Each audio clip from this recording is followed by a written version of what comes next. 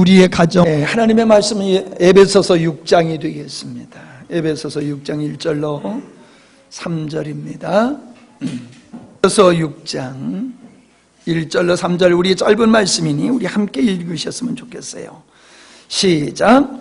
자녀들아, 너희 부모를 주 안에서 순종하라. 이것이 옳으니라. 네 아버지와 어머니를 공경하라. 이것이 약속 있는 첫 계명이니 이는 네가 잘되고 땅에서 장수하리라. 아멘. 오늘 저녁에는 점심은 꼭들 잡수시고 하시기 바랍니다. 예. 제목은 효도하는 자를 쓰시는 하나님. 하나님이 쓰시는 사람은 효도하는 사람이다. 그런 제목으로 말씀을 드리려고 합니다. 하나님께서 천지 만물을 창조하신 후에 제일 먼저 만드신 것이 아담이고 하와고 가정입니다.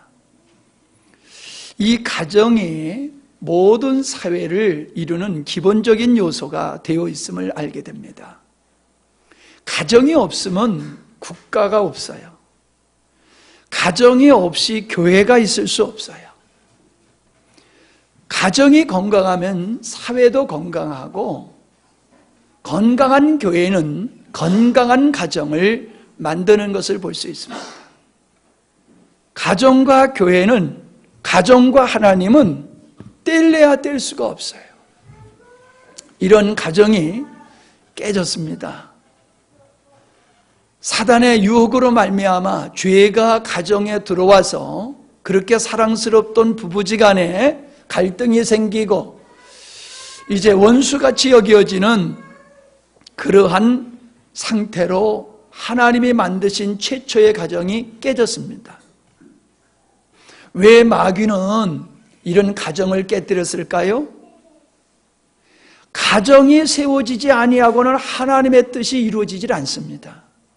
반대로 가정이 무너지면은 하나님의 뜻이 이루어지지 아니하고, 가정이 하나님의 말씀대로 세워졌을 때에 하나님의 뜻이 이루어지는 것을 마귀는 알았던 거예요. 여러분, 세상이 타락할수록 나타나는 현상이 뭔지 아세요? 가정이 깨지는 거예요. 아무리 잘 먹고 잘 살아도 소용없어요. 가정이 깨지면은 그 사회는 망가지고, 그 사회는 부패하고 멸망을 받게 되어지는 겁니다. 이 땅의 가정들이 지금 소리 없이 무너져 내리고 있습니다. 역사를 바라보면은 그 화려했던 문명을 지녔던 어떤 부족들이 흔적도 없이 그 원인도 모르게 그냥 없어지는, 역사상에서 그냥 소멸되어 없어진 것을 우리는 알고 있습니다. 왜 그랬을까요? 역사학자들이 봤을 때에 이렇게 봅니다. 전쟁이 일어나서 다 죽었든지 아니면 질병으로 말미암아 다 멸종했든지 그랬을 것이다 라고 봅니다. 그런데요, 인간이 타락하게 되어지면은 그 타락의 현상에 의해서 전쟁이 일어납니다. 여러분, 국가와 국가가 싸우는 건 전쟁이지만은 개인과 개인이 싸우는 싸움이 있지 않습니까? 그 개인과 개인의 싸움, 시기, 분쟁, 다툼, 이런 것들이 서로를 멸망케 하는 것을 보게 되어집니다. 전쟁을 하면 많은 사람이 죽지 않습니까? 타락으로 말미암아 질병이 생겨나게 됩니다. 그 질병을 인간의 의술로 치료하기도 전에 급속도로 전염병이 생겨서 순식간에 한 부족이 없어질 수가 있는 거예요. 충분히 그런 일은 지금 사회에서도 일어날 수 있다라고 하는 겁니다. 우리는 작년에 그 닭 오리를 얼마나 생매장시켰는지 모릅니다. 그 앞서서는 소돼지를 땅을 파고 수없이 묻어버렸습니다. 질병이 발생하니까는 감당할 수가 없으니까는 그냥 없애버리는 거예요. 없애서 끝내려고 했던 거예요. 치유 방법이 없는 거예요. 만약에 그런 질병이 사람들에게 감염이 되고 공기로 그런 것들이 전염되고 확산된다라고 하면은 인류가 멸망하는 건 시간 문제입니다.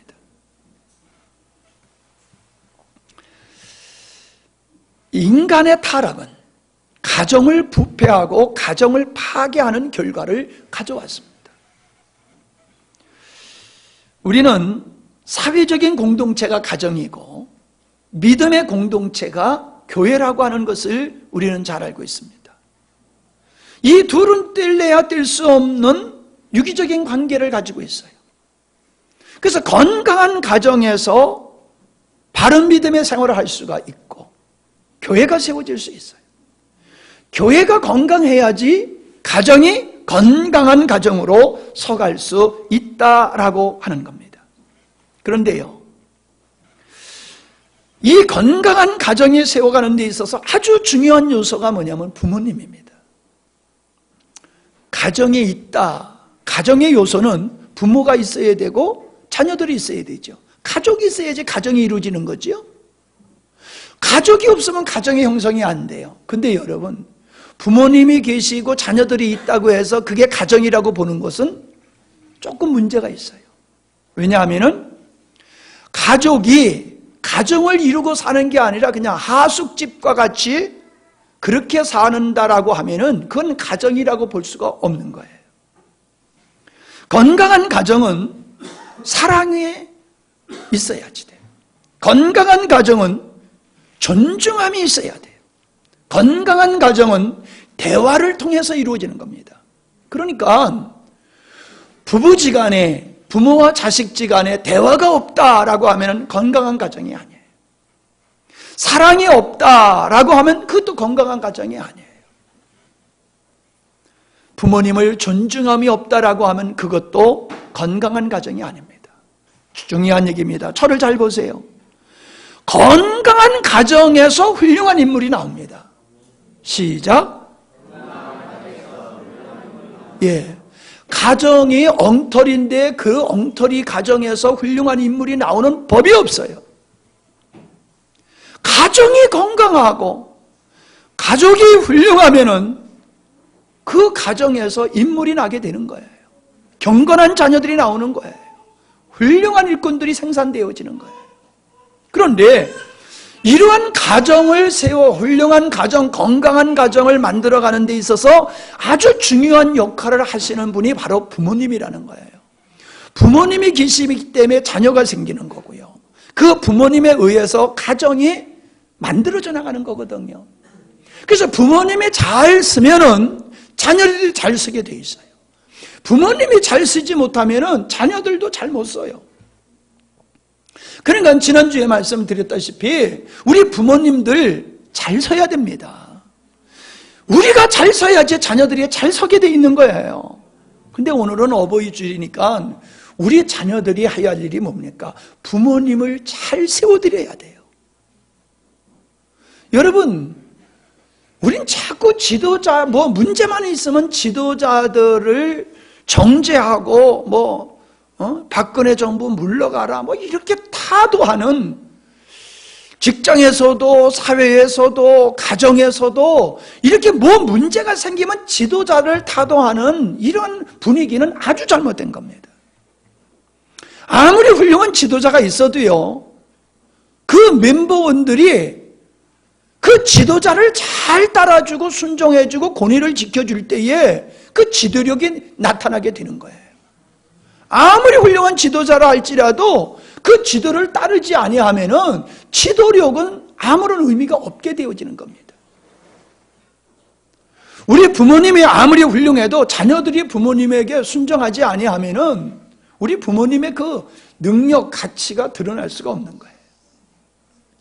그래서 우리는 부모님이 훌륭한 부모님이 될 수 있도록 우리가 부모님에게 잘 순종해야 될 줄 믿습니다. 우리는 성경에서 보면 남편이 아내를 어떻게 사랑하라고 그랬어요? 남편이 아내를 어떻게 사랑하라고 그랬어요? 장계도 안 간 사람이 저렇게 크게 대답하는데 장계 간 양반들이 가만히 있으면 이게 뭐야? 자, 장계 안 간 사람은 가만히 있고 장계 간 사람만 얘기합시다. 아내만 있는 사람 시작. 아이, 마음에 안 드네. 내 몸과 같이 사랑하라고 그랬잖아요. 내 몸과 같이. 자, 남편 있는 사람은 또 대답합니다. 자, 아내는 남편에게 어떻게 하라고요? 답을 안 가르쳐줬다고 이렇게 머뭇거려야 되는 거예요? 그거 모르고 사니까는 아내 노릇 제대로 못하는 거예요. 자, 그럼 가르쳐 드릴게요. 교회가 그리스도에게 하듯. 시작. 교회가 그리스도에게 하듯, 그리스도가 교회에게 하듯. 이게 남편이 아내에게, 아내가 남편에게 해야 되는 거예요. 내 몸과 같이 사랑하는 것, 절대적인 순종, 이것이 부부가 하나 될 수 있는 원리예요. 이게 원리예요.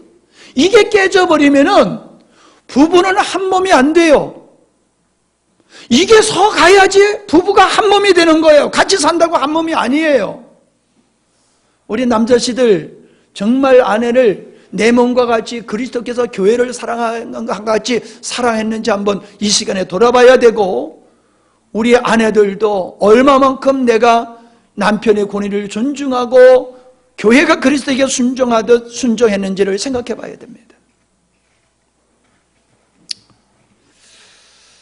근데 이 원리가 부모와 자식에게도 그대로 적용이 돼요. 우리 부모님은 자녀들을 어떻게 사랑하느냐 하면은 내 몸과 같이 사랑하셨어요.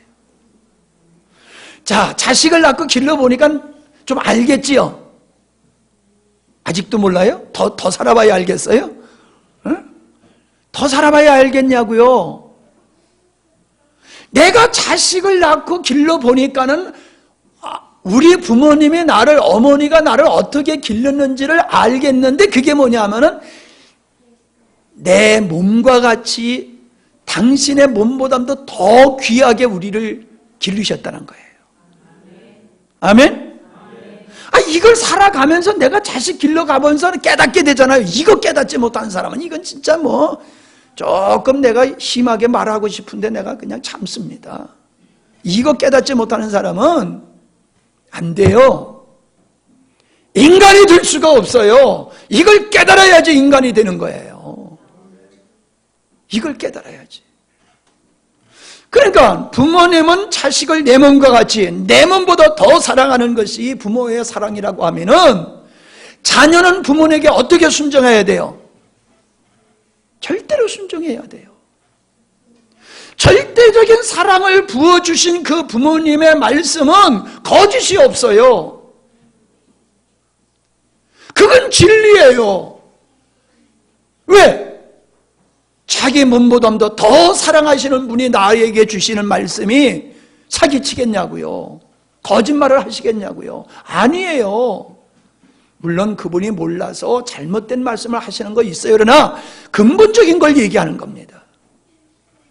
그래서 부부의 관계와 같이 부모와 자식의 관계도 절대적인 사랑과 절대적인 순종의 관계다라고 하는 것을 우리가 깊이 인식을 해야 될 줄 믿습니다. 부모님은 가정을 세우는 데 아주 뿌리와 같은, 기초와 같은 존재예요.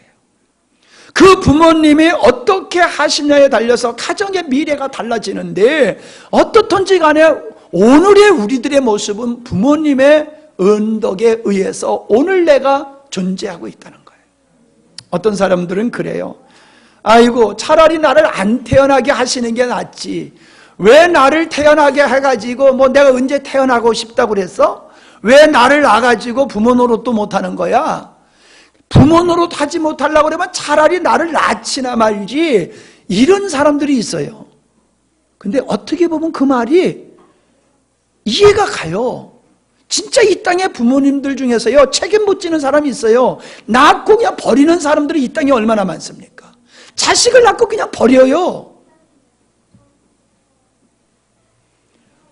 자녀의 미래에 대해서 책임을 안 지는 부모님들이 얼마나 많습니까? 예, 정말 그런 소리 들을만 하지요. 자녀에 대해서는 책임을 못 지는 부모님들 얼마나 많습니까? 그러나 여러분, 그런 관점에서 보면 안 됩니다.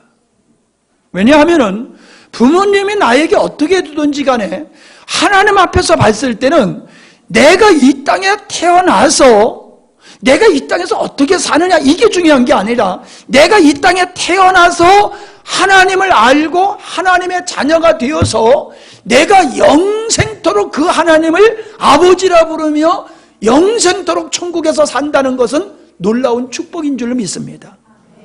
안 태어나면 천국 못 가요. 천국은 하나님이 어떻게 데려가신다고 그랬어요? 죽여서 데려간다고 그랬잖아요. 우리를 죽여서 천국 데려가시거든요. 근데 하나님의 자녀를 만들기 위해서는 우리가 이 땅에 태어나야 돼요. 우리가 이 땅에 안 태어나서 하나님의 자녀가 되는 법은 없어요. 하나님은 우리를 하나님 자녀 삼으시려고 이 땅에 태어나게 하신 거예요. 여러분, 우리가 하나님의 자녀가 됐다라고 하는 것이 얼마나 큰 은혜와 축복인 줄 알면은 나를 잘 낳으셨어요, 이런 고백이 나올 줄 믿습니다. 아멘? 예, 이 고백이 나와야지 이게 진짜 뭐 수준 있는 믿음이요. 부모님을 향해서 나 못 가르쳐 주시고, 나 정말 힘들게 길러 주셨어도, 나 정말 뭐 부모의 은덕을 별로 못 받고 자랐어도, 그래도 나는 이 땅에 태어나서 예수님을 믿고 하나님의 자녀로서 살게 되는 이 영광을 내 부모님을 통하여 태어나면 너무 감사한 일인 줄 믿습니다. 부모님을 잘 섬기는 자가 잘못된 사람을 전 못 봤어요. 부모님께 불효하면서도 잘 되는 사람 또 저는 못 봤어요. 야, 조용히 해. 어이, 조용히 해. 설교는 목사님이 하는 거지 너네들이 하는 거냐? 이리 와, 여기서 해 그럼. 응? 이제 떠드는 사람이 있으면 여기 와서 여기서 설교 시킨다. 응? 정신 차려. 자신 있으면 떠들어. 설교가 그렇게 무서워. 성공적인 사람, 존경받는 사람, 이 세상에서도 잘된 사람, 믿음의 훌륭한 인물들, 공통점이 뭔 줄 아십니까? 따라합시다. 효자다. 효자예요. 여러분 주변을 가만히 보세요. 훌륭한 사람이 어떤 사람인지를 보세요. 효자예요. 효자가 잘 되어 있지요. 불효자가 잘 되어 있는 사람 봤습니까? 그러니까 효자가 되는 것은 부모님을 위한 것이요, 나를 위한 것이요. 네, 질문이 틀렸어요. 이런 질문은 잘못된 질문이에요. 내가 효자가 되는 것은 누가 복을 받아요? 내가 복을 받아요. 효자로 살아가면 내가 복을 받아요. 여러분, 복 받기 싫으면 불효하세요. 그러면 저주를 받아요. 벌써 파리가 들어와서 시비를 거네. 복 받기 싫으면 불효자로 사세요.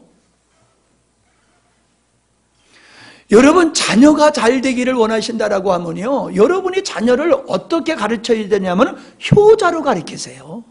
능력자로 가르치지 말고요, 효자로 양육하셔야 돼요. 그러면 하나님의 그를 복을 주세요. 성경에 하나님의 복받은 사람들도 어떤 사람이냐, 하나님의 쓰신 사람들이 어떤 사람이냐, 다 효자예요. 성경에 이는 효자다 이런 말씀을 기록해 놓지 않았어요. 근데 한번 생각해 보십시다. 노아가 방주를 몇 년 동안 졌다고요? 네? 40년? 120년 동안 줬어요. 근데 여러분, 지금은 이 기계가 좋아가지고, 연장이 좋아가지고, 이 집 짓는 것도 힘든데, 그때는 연장도 없는 상태에서 배를 짓는다. 뭐, 노아 방주가 축구장만 하다고 그랬나요? 축구장보다 더 크다고 그랬나요? 아유, 그런 걸 3층으로 짓는다라고 했을 적에 그걸 짓는 게 이게 보통 힘든 게 아닐 것은 우리가 알잖아요. 그런데 비라고 하는 것도 한 번도 내린 적이 없어. 비가 뭔지를 경험하지도 못했어. 근데 하늘에서 물이 떨어져가지고 이 땅이 다 멸망됐는데 아버지가 어느 날 갑자기 그렇게 말씀하시는 거예요. 그러면서 야, 우리 배 짓자 그러시는 거예요. 아버지 그게 며칠 걸리는 거예요? 아, 며칠이 아니다. 그러면 그 배 짓는 게 몇 달 걸리는 거예요? 야, 몇 달이 아니다. 몇 년 걸리는 거예요? 야, 몇 년이 아니다. 아버지 몇 년 걸리는 거예요? 아마 120년쯤은 될 거야. 120년을 갖다가 배를 져야 돼. 예, 친구하고 놀러 갈 새도 없어. 극장 구경할 새도 없어. 120년을 갖다가 비가 올지 안 올지 모르는 이런 경험도 안 한 상태의 아버지가 어느 날 갑자기 나 하나님의 음성 들었어. 그런데 배를 져야 되는데 너네들 딴 생각할 마음 딱 접어. 이제부터는 오직 배 짓는 일이다. 밥 먹고 맨날 하는 일이 배 짓는 일이야. 여러분 따라갑시다. 쉬워요? 쉽겠어요? 어렵겠어요? 보통 어려운 게 아니지요. 여러분 그렇게 순종하시겠어요? 못해요. 근데 자녀들은 했어요. 성경에 보니까 노아는 의인이었다라고 하는데 자녀들은 의인이었다는 말씀이 없어요. 그런데 자녀들이 다 아버지를 따라서 구원받았어요. 왜요? 효자이기 때문에. 아버지 어머니 말씀에 순종하고 그냥 배를 졌기 때문에 멸망받을 자리에서 그들은 아버지를 따라 순종하다가 효도하다가 살아났어요. 여러분 우리가 부모님의 말씀에 순종하면은 복을 받는 거예요. 죽을 자리에서 살아나는 거예요. 이삭을 보세요. 이삭. 그 이삭은 아버지가 갑자기 자기를 데리고 제사 지내러 가자고 그러더니 갑자기 자기를 묶어가지고 제단 위에 올려놓고 자기를 목을 따가지고 죽이려고 하는 거예요. 제물로 바치려고 그래. 아버지 잘못 들은 거 아니에요? 어떻게 사랑이 하나님, 인격적인 하나님이 그래 100세에 주는 아들을 잡아서 바치라고 그럽니까? 그건 틀림없이 아버지가 잘못 들은 거지. 하나님 그러실 리 없습니다. 자, 그럴만 해요? 그럴만 하지요? 그럴만 해요. 그러나 이삭은요 순종했어요. 그 순종이 효도예요. 그 순종이 효도예요. 야곱은 어떤 사람이냐 하면 그는 그 형은 들의 사람이었다라고 하고 그 야곱은 집안에서 종용한 사람이었다. 그래서 장막 안에서 거했다는 거예요. 이 말의 그 배경을 보면요 에서는 그냥 지 마음대로 쏟아내는 거예요. 에서는 지 마음대로. 그런데 야곱은 부모님을 따라 순종하는 삶을 살다 보니까 늘 집안에 머무르는 삶을 살았음을 우리에게 보여주고 있습니다. 그래서 종용한 사람이라는 이 말의 뜻은 경건하고 온화하고 그 다음에 완전하고 건전하고 도덕적이고 순결함과 무음한 것이라고 하는 뜻이 있어요. 그러니까 야곱은 부모님에게 순종을 잘했던 사람이에요. 요셉, 그도 아버지의 사랑을 온몸으로 받았던 사람이지요. 왜 그랬을까요? 보세요. 다른 형들은 10명의 형들은 아버지 사랑을 그만큼 못 받았어요. 그런데 11번째 이 막내와 같은 이 요셉은 아버지 사랑을 독차지했어요. 잘 생각해 보세요. 자, 형들이 요셉이 아버지 사랑 받는 거 미워해가지고 요셉을 어떻게 했어요? 죽이려고 그랬잖아요. 종으로 팔아버렸잖아요. 그러면 동생이 좀 미우면은 구운 밤 한 덴 줄 수 있지, 어떻게 그래 동생이 밉다고 죽이려고 들고 종으로 팔아버릴 수 있습니까? 그게 인간입니까? 그런 인간이 부모님에게 순종했겠어요, 안 했겠어요? 아이, 깝깝해. 왜 이렇게 오늘 예배는 은혜롭게 시작해가지고 이렇게 그냥 목석들 같이 앉아 계셔. 자, 동생이 밉다고 죽이려고 한 사람이 부모님에게 효도했겠어요, 안 했겠어요? 안 했어요. 근데 보세요. 그 요셉은 자기를 죽이려고 했던 형을 용서했어요, 안 했어요? 용서했어요. 자기를 죽이려고 한 형을 용서했는데 부모님에게 효도했겠어요, 안 했겠어요? 그거는 뭐 당연히 했지. 당연히 했지요. 다윗도 하나님 앞에서 아주 순종의 사람이었어요. 모세도 그가 민족의식을 갖고 신앙을 갖게 되었던 것도 그 어머니의 영향을 받은 거예요. 어머니의 영향을 받았다라고 하는 것은요, 효자라는 거예요. 맞지요? 효자가 어머니의 영향을 받습니다. 나도 우리 어머니의 영향을 많이 받은 사람이야. 내 뒷말은 안 하겠어. 어머니의 영향을 받았어요. 모세가.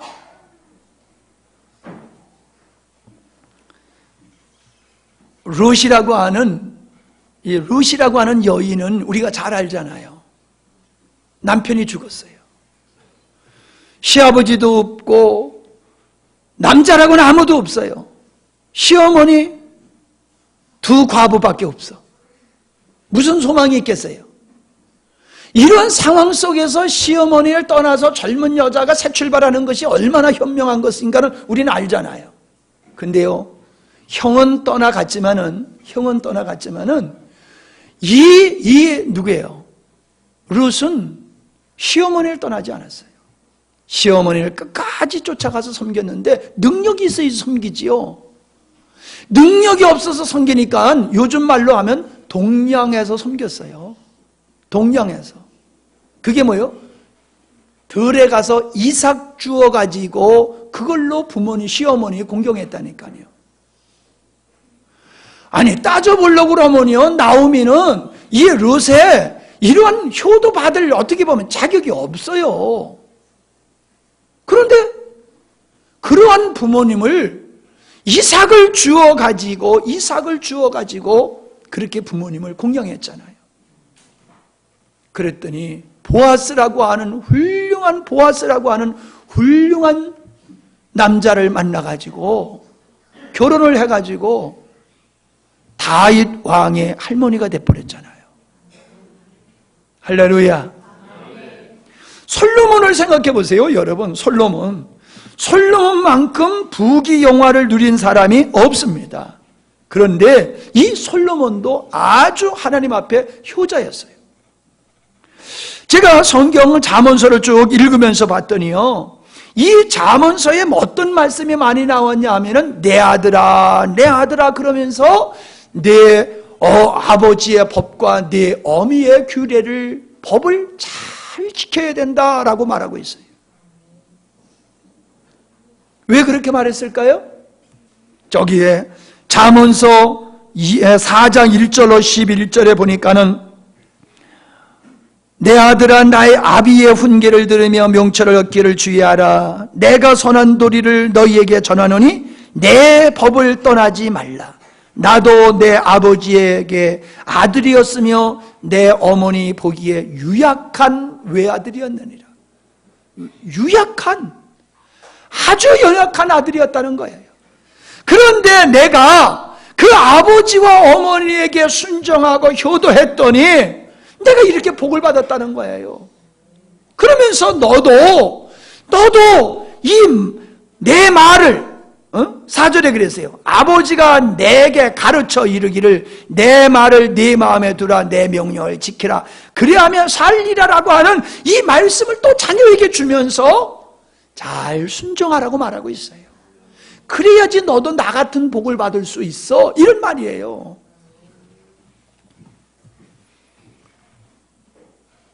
근데 그 아들은 그 아버지의 말씀을 순종하지 않았어요. 그래서 아버지가 물려준 나라를 절반을 잃어버리고 말았어요. 뺏겨버리고 말았어요. 효자는 하나님이 기뻐하십니다. 아멘. 하은이 아멘 왜 안 해? 효자는 하나님이 기뻐하십니다.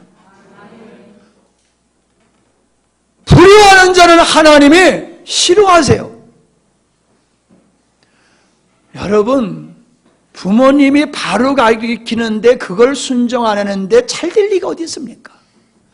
부모님이 바르게 인도하는데 순종하는데 잘못된 사람이 어디 있습니까? 제가요, 불효자들 가만히 보니까 특징이 있어요. 꼴에 지가 제일 잘난 줄 알아. 불효자들의 특징이 지가 잘난 줄 알아. 아이고. 다 알아. 지가 못난 건 다 알아. 주변의 사람들이. 바보 보고 바보야 그러면 달려든다고요. 못난 사람에게 못났다라고 하면 달려들어요. 잘난 사람을 책망하면 겸손히 받아들이지만. 그러니까 내버려 두는 거요. 이 불효자들은요, 고집이 세요. 불효자들은 고집이 세가지고 지 생각이 옳다고 아주 죽어도 그냥 지 생각대로 해요. 그래서 망하는 거예요.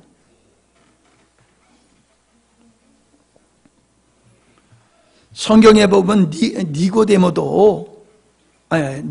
아니라 디모데도요, 그 어머니의 신앙과 그 할머니의 신앙을 받은 사람이에요. 그게 뭐예요? 효자예요. 여러분, 제가 보면 알아요. 여러분이 부모님에게 효도한 사람은 부모님의 가진 믿음을 다 가지고 있어요. 근데 부모님의 믿음 안 가진 사람은요, 부모님의 말씀을 우습게 듣고 부모님을 갖다가 자기보다 못한 사람으로 여기기 때문에 부모님의 믿음을 안 받아들이는 거예요. 여러분 자녀들도 마찬가지예요. 여러분의 자녀들이 효자면은 그들이 여러분을 따라서 믿음의 생활을 잘하게 돼 있어요. 그런데 여러분의 자녀들이 교회 안 나와, 토요일날 교회 안 가, 중고등부 예배 안 모여, 주일날 교회 가자고 그래도 친구 따라가야 된다고 공부도 지지리 못하는 게 또 공부하겠다라고 하면서 나 공부하는 거 공부 잘하는 거 원치 않아, 예배 드리러 가자 그래도 안 가. 이런 사람은요 불효자예요. 인간적인 그 싹시 노란 거예요. 불효자를 기르시겠어요? 효자를 기르시겠어요? 왜 어떤 부모들이 있잖아요. 왜 내가 저걸 낳아가지고 내가 이렇게 고생하고, 왜 내가 저걸 낳아가지고 이렇게 사회에 악을 끼치냐고. 어떤 부모는 제 자식을 자기가 죽이더라고. 왜 죽여요? 이거 그냥 내버려 두면 사회에 악이 되겠구나. 그러니까 저 자식을 자기가 죽이는 부모가 있더라고요. 하도 못 돼가지고.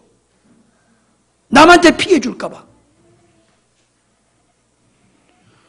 자식이니까 무조건 사랑하면 되는 게 아니에요. 자식이 잘못 크면요, 그가 사회에 해악을 끼치는 사람이 되면 당신은 이 사회에 악을 낳은 존재가 되는 거예요. 강도를 기르는 거예요. 사기꾼을 기르는 거예요. 저렇게 수백 명을 바다에 수장시키는 그런 인간을 만들어내는 거예요. 그렇게 이쁘다고 기른 그 자식이 내가 부모 노릇 잘못하면 살인자 생산하는 거예요. 살인자. 무서운 겁니다. 여러분, 부모가 그냥 폼 잡는 게 부모가 아닙니다.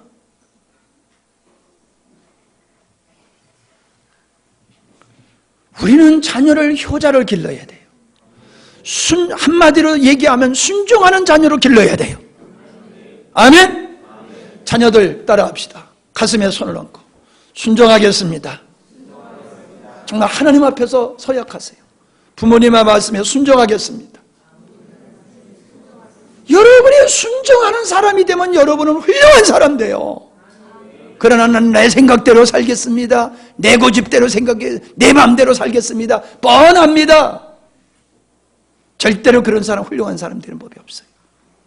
우리 주님은 십자가에 달리셨을 때에 요한에게 육신의 어머니 마리아를 맡기게 되는 것을 보게 됩니다.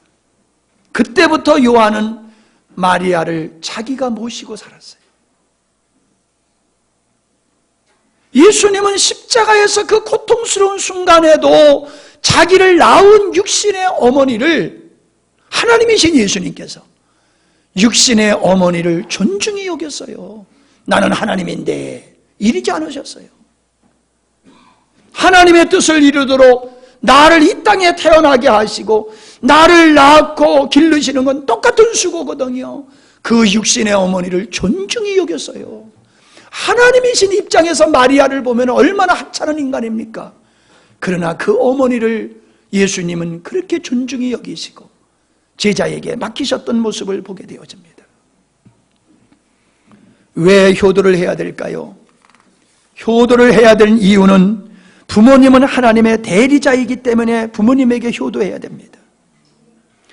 부모님을 통해서 내 인격이, 내 신앙이 자라게 되어 있기 때문에 부모님에게 순종하고 효도해야 됩니다. 부모님에게 내게 베푼 은혜가 너무나 큰 것이기 때문에 우리는 부모님을 공경하고 기뻐해야 됩니다. 부모님을 잘 섬기는 사람이 하나님을 잘 섬기지요.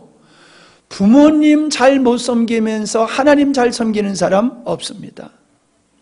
그러면은 간단하게 효도는 어떻게 해야 되느냐라고 하는 걸 말씀드리고 마치고자 합니다. 아주 간단해요. 첫째, 존중하는 거예요. 존중하는 거. 여러분, 우리가 아무나 존중하지 않습니다. 훌륭한 사람을 존중합니다. 나에게 있어서 아주 중요한 분을 우리는 존중하고 아낍니다. 부모님은 살아가다 보면요, 내가 크는 것만큼 부모님의 가치는요 떨어져요. 힘도 나만큼 못 쓰지요. 아는 것도 이제 나보다 아는 게 별로 없으시지요. 말씀하시는 거 보면 말도 안 되는 말씀을 하시지요. 물어본 거 또 물어보시지요. 여러분, 살다 보면요, 어렸을 적에는 부모님 없으면 못 살아. 근데 살다 보면 부모님이 어떤 존재로 보여지냐면은 짐으로 느껴져요. 짐으로 느껴져요. 사실이에요. 예, 부모님이 짐이 돼요. 부모님이 연세가 높으실수록 짐이 돼요. 맞아요. 여러분, 짐이 된다고 그분이 무시당할 분이 아닙니다. 짐이 되는 분이라고 그분의 가치가 똥과 같이 되는 거 아니에요. 비록 그분의 연세가 많아지셔가지고 늙어서 나에게 짐이 되어지는 존재가 된 것은 왜 그러냐? 따라합시다. 나 때문이다. 누구 때문이요? 너 때문에 내가 늙었어. 너 때문에 내가 지금 이렇게 망가졌어. 한평생을 자녀를 위해서 사셨기 때문에 부모님이 이제 번데기 같이 돼버린 거예요. 쭈그랑 망탱이가 된 거예요. 힘이 없어요. 왜? 있는 힘을 다 해서 쏟아붓기 때문에. 나도요, 한때 자녀였지만 이제는 아버지고 할아버지가 됐단 말이에요. 근데요, 자녀들이 요구하면은 거절을 못 하겠어요. 잘못된 것 아닌 이상은 자녀들이 요구하면요 거절을 못 하겠어요. 아무리 힘들어도 해주고 싶고 해주게 돼요.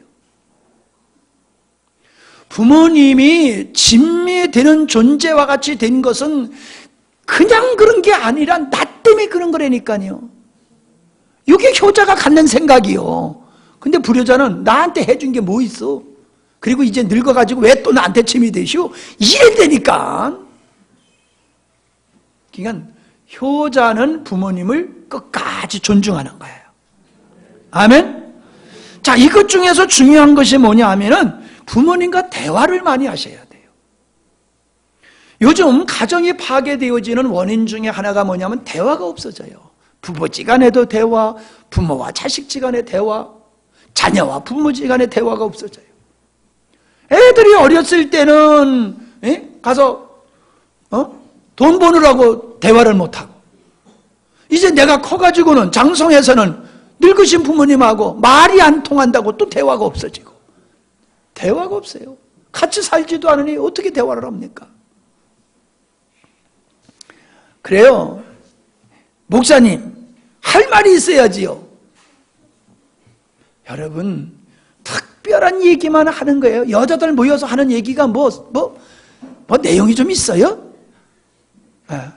또 나중에 또 데모하지 마세요. 여자들이 모여가지고 얘기하는 걸 가만히 들어보면요, 아유, 나 상담 와가지고 얘기하는 거 들어보면 아주 깝깝해서 내가 앉아있다가 나온다니까. 나는 그 끝까지 못 들어주겠어. 말 같지도 않은 얘기, 그거를 하고 또 하고, 지난번에 와서 하고, 이번에도 와서 또 하고, 아주 속 터져.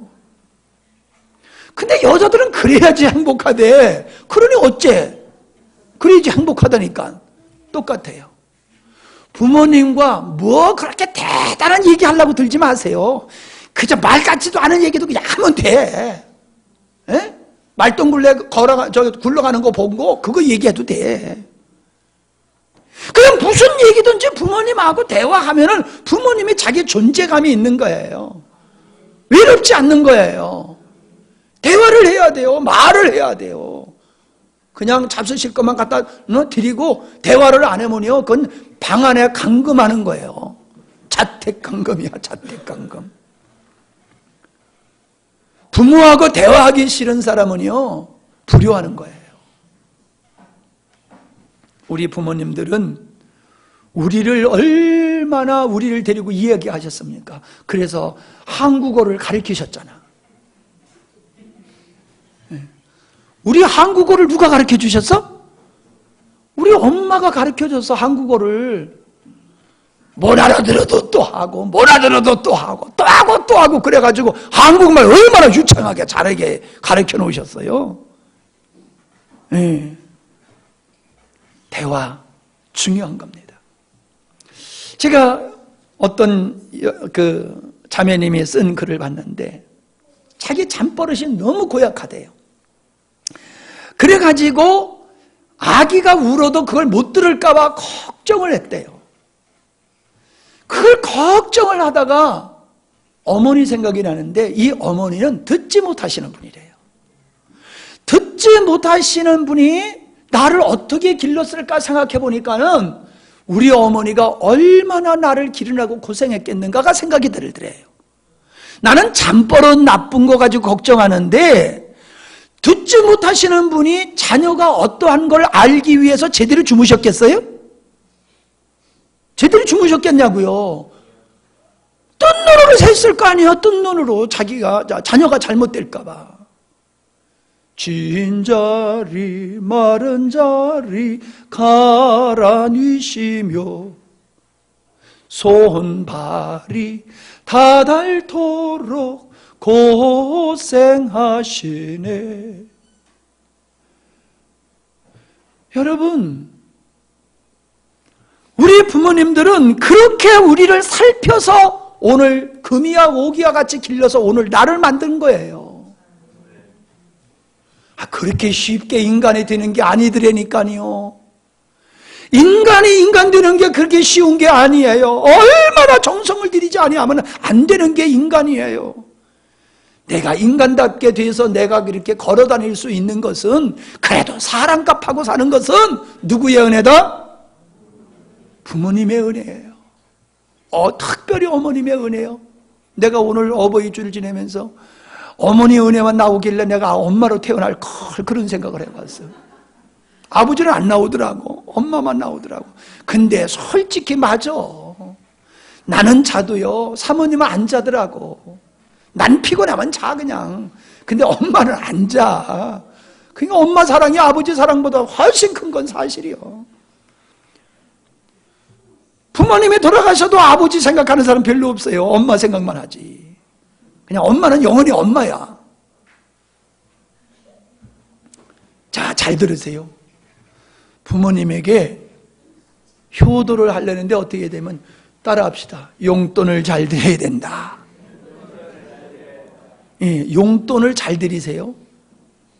아유, 목사님, 지금 애들하고 먹고 살기도 힘든데 어떻게 부모님까지 챙깁니까?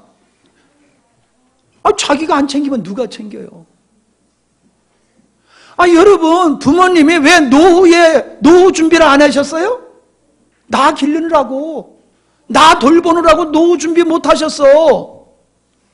그러면 내가 부모님 노후 책임져야 될 거 아니에요? 내가 아버지한테 돈 달라고 했을 때 아버지 돈 없다고 말씀하지 아니하시고 꾸어서라도 빚을 얻어서라도 나 돈 주셨잖아요. 근데 왜 나는 돈 없다고 왜 부모님에게 용돈 안 드려요? 자식을 위해서는 몇십만 원, 몇백만 원, 몇천만 원, 몇억씩 펑펑 쓰면서 부모님한테 고작 몇만 원 드리는 것도 왜 그렇게 인색해요? 제가 곤효가를 인터넷에서 찾았어요. 잘 들어보세요. 오늘 이 인간들이 이런 인간들이야.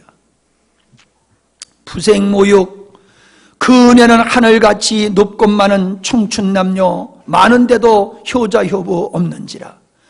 출가하는 새학씨는 시부모를 싫다하고 결혼하는 아낙네는 살림나기 바쁘도다.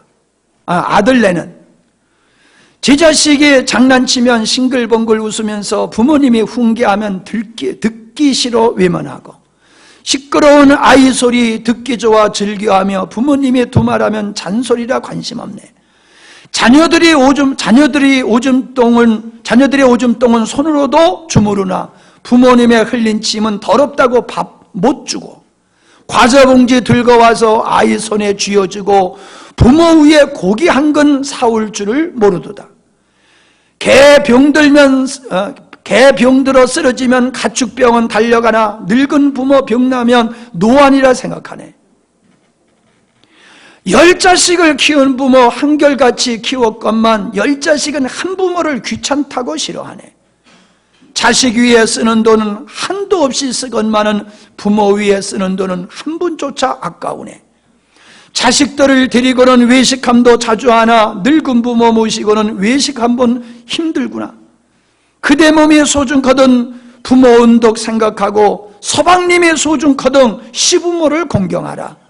가신 후에 후회 말고 살아생전 효도하면 하나님께 복을 받고 자녀들이 효도하네. 아멘이지요. 부모님들 잠깐 옛날 어른된 됩니다. 제가 부모님을 섬겨야 될 때는 참 어려웠어요. 그래서 섬기기가 참 어려웠어요. 근데 이제 부모님을 섬길 만한 힘이 있으니까 이제 부모님은 안 계세요. 부모님을 섬길 힘이 생기니까 안 계세요. 그러고 보니까 아니요, 마음이 아쉬워요. 아쉬워요. 여러분,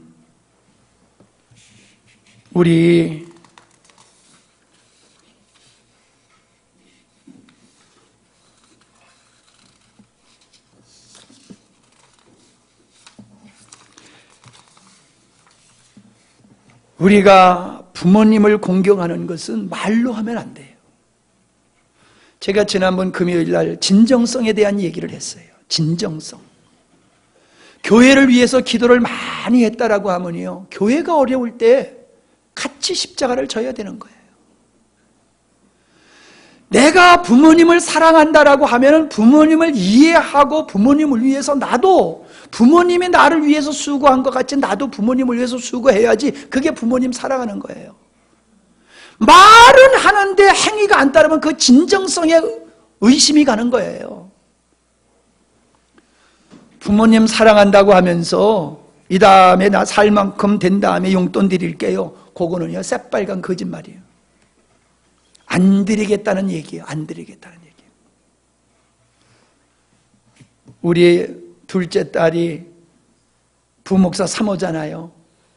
140만 원 받아가지고 11조 감사원금 떼고 부모님한테 30만 원씩 보냈어. 얼마 받아서? 140만 받아가지고 11조 떼고 감사원금 떼고 30만 원씩, 30만 원이에요? 40만 원이에요? 30만 원씩 부모님한테 생활비를 보내드렸어. 나한테 말고 그쪽에. 그쪽에.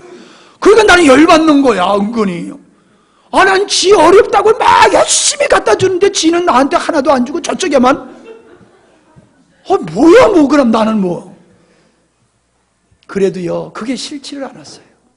그래, 나는 안 받아도 괜찮은 정도니까 나는 괜찮아. 그러나 네 시부모님은 네가 도와드려야 되니까 네가 그렇게 힘들어도 도와드리는 게 맞아.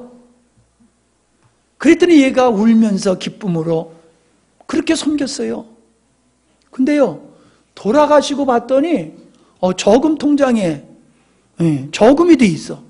계산을 해봤더니 내가 드린 게 거기 다 있어. 도로 누구 것이 됐어? 도로 지 것이 됐어. 여러분, 효도는 부모님이 위대하기 때문에 효도하는 것 아니고요.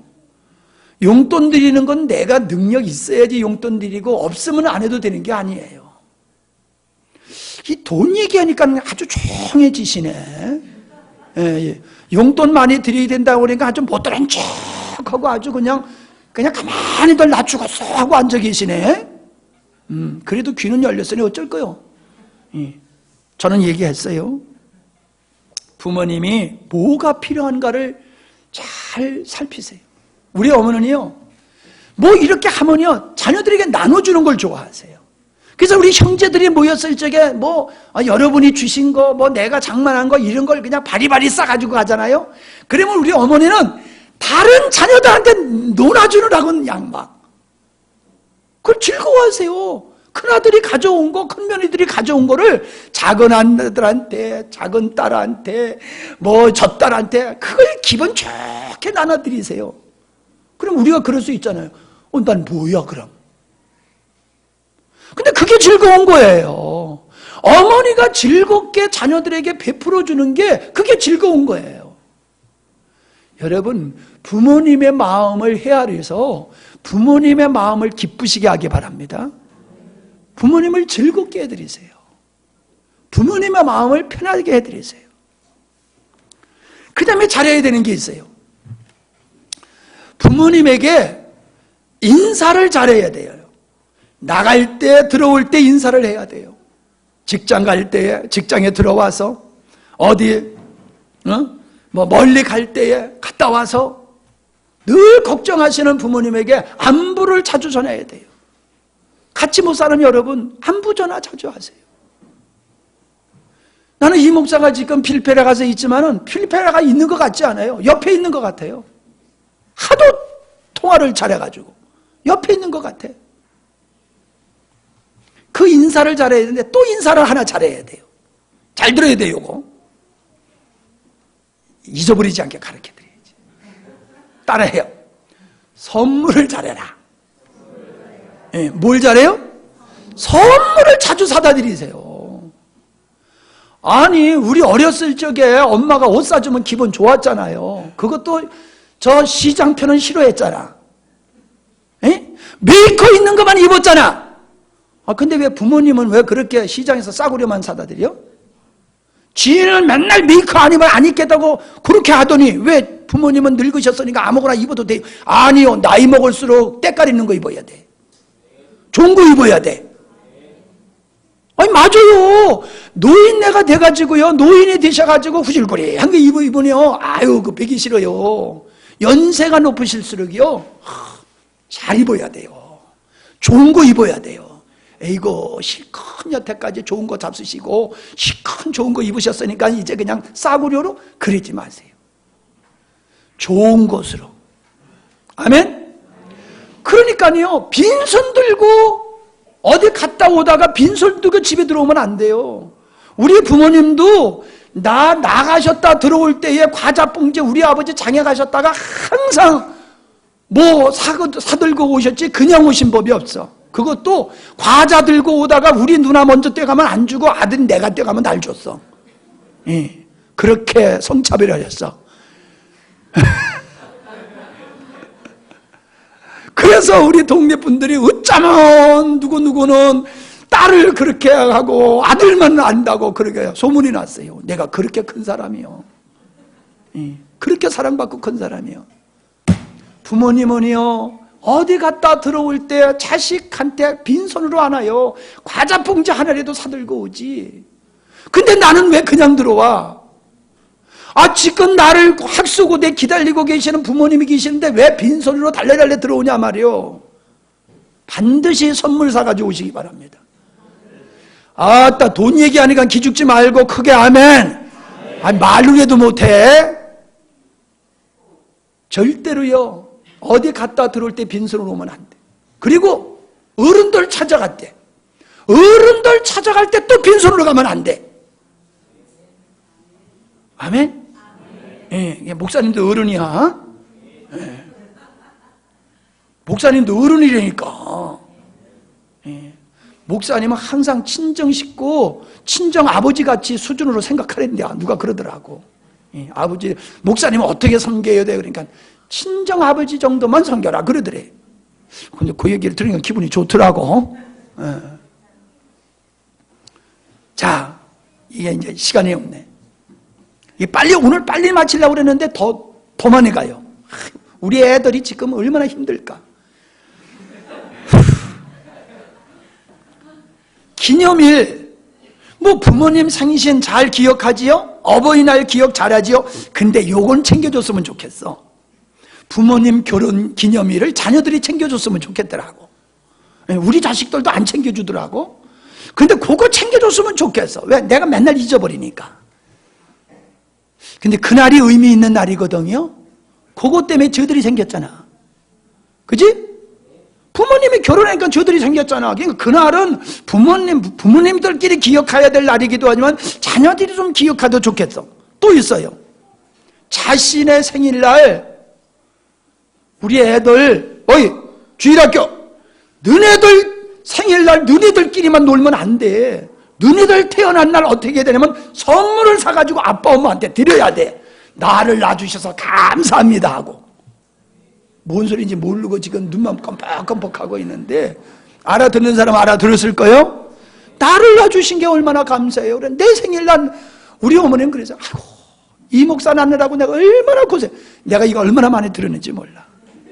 나는 못 봐서 모르지만은 하여간에 우리 어머니는 나를 낳으시느라고 얼마나 크게 나셨는지 하던 고생을 무지무지 하셨대요. 자, 결론입니다. 하나님은 효자를 쓰십니다. 아멘? 저는 세 분의 부모님을 모시고 살았어요. 세 분의 부모님은 어떤 분이냐? 나를 낳으신 부모님, 인간을 창조하신 하나님, 그리고 나의 신앙을 지도하신 목사님을 나는 부모님으로, 이 세 분을 부모님으로 모시고 살았어요. 자, 보세요. 부모님은 나를 위해서 일생도록 사셨어요. 맞아요, 틀려요? 맞아요, 틀려요? 맞지요? 자, 하나님은 우리를 사랑하시기 때문에 독생자까지 주셨어요. 자, 그 사랑이 커요, 적어요? 보통 큰 게 아니에요. 자, 목사님, 내가 목사로 하는 얘기가 아니에요. 잘 들어보세요. 내가 30에 와서 내 젊음을 이곳에서 여러분을 섬기는 인생을, 내 젊음을 다 바쳤어요. 여러분, 누군가를 위해서 여러분의 인생을 바칠 수 있어요, 없어요? 쉬운 거예요, 어려운 거예요? 보통 어려운 거예요, 조금 어려운 거예요? 불가능한 거예요, 가능한 거예요? 불가능할 정도로 내가 나의 인생을 희생해가지고 누구를 섬긴다는 것은 불가능할 정도예요. 근데 목사님들은 성도님들을 위해서 평생을 섬기는 삶을 사셨어요. 자, 이것이 배 아파서 낳은 부모와 마음으로 자식을 낳은 부모가 같다라고 하는 것과 같이, 목사님은 마음으로 자식을 낳은 것 같이 자신의 삶을 성도들을 위해서 일생을 헌신했기 때문에 나는 그 목사님을 나는 아버님같이 생각했어요. 그래서 섬겼어요. 105살 잡수실 때까지 104살이지. 그 모셔왔었잖아요. 그래서 여러분 같이 어버이 주일 지내고 같이 지내고 그러셨잖아요. 저는 3분의 아버지를 모셨어요. 3분의 부모님. 이제는 2분들은 떠나시고 하나님 아버지만 섬기면 돼. 여러분도 하나님을 잘 섬기시기 바랍니다. 하나님 잘 섬기시고 부모님 잘 섬기세요. 하나님은 누굴 쓰시느냐? 효자를 쓰십니다. 하나님은 효자를 쓰십니다. 오늘 설교가 많이 길어서 제가 많이 짧게 하려고 애를 썼는데 오늘 너무나 오늘 참 이게 1년에 한 번 이런 설교하는 건데 좀 시간이 많이 갔지만은 이 말씀을 여러분의 마음속에 잘 간직하고 효도하는 여러분 되셔서 하나님을 기쁘게 하고 부모님을 기쁘게 하고 여러분도 복받는 역사가 있기를 주의 이름으로 축원합니다. 기도하십니다. 하나님 아버지 감사합니다. 우리에게 귀한 부모님을 허락하셔서 우리를 이 땅에 태어나게 하시고 나를 나되게 하심을 감사함을 드립니다. 어버이 주를 맞이해서 말씀을 나눠봤습니다. 새로운 마음을 주시니 감사합니다. 새로운 자세를 주시니 감사함을 드립니다. 아버지요, 이제 내가 효자로 살겠습니다. 아버지, 내가 이제 부모님께 순종하며 살겠습니다. 아버지, 내가 이제 부모님을 존중하며 살겠습니다. 아버지, 내가 힘써 부모님을 섬기며 살겠습니다. 나의 삶에 새로운 역사를 이루어 주시옵소서. 나를 써 주시옵소서. 우리 자녀들이 효자가 되게 하여 주시옵소서. 예수님의 이름으로 기도하옵나이다. 아멘.